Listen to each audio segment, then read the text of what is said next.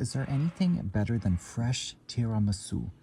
I personally don't think so. It's one of my favorite desserts of all time. I've been making it so long, and it's one of those things I just really, really love.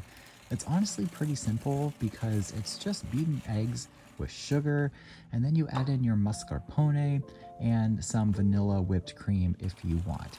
So I have my mascarpone that I let come to room temperature that I'm mixing into the beaten egg yolks and sugar. In goes the mascarpone, and then we have some cold heavy cream that we're going to whip to stiff peaks. I did add some vanilla. That's not so traditional, but I do like the hint of vanilla in this mixture.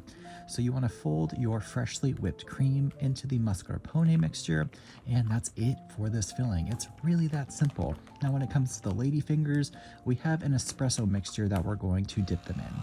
So I'm brewing some fresh espresso. I love my little Nespresso pods. They're just so convenient, especially when I travel overseas. I load up on those because they're so much cheaper in Europe.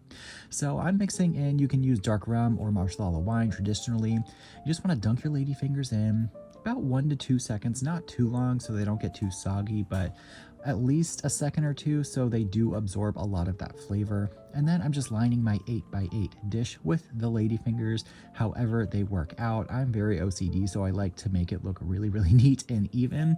And then half of the mascarpone cream is going to go on top. Spread it around so it's nice and even.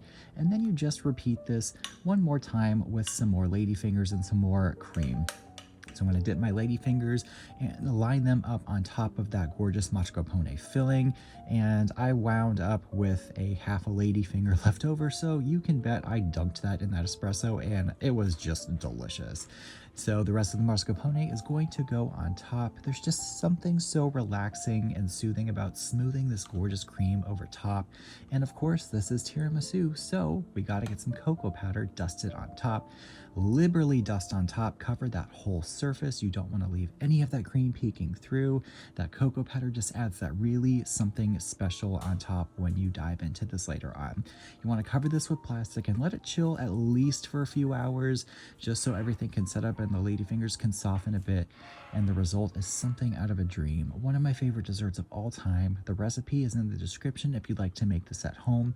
Don't forget to like, comment, and subscribe to my channel, and I will see you guys next time. Thanks so much for watching.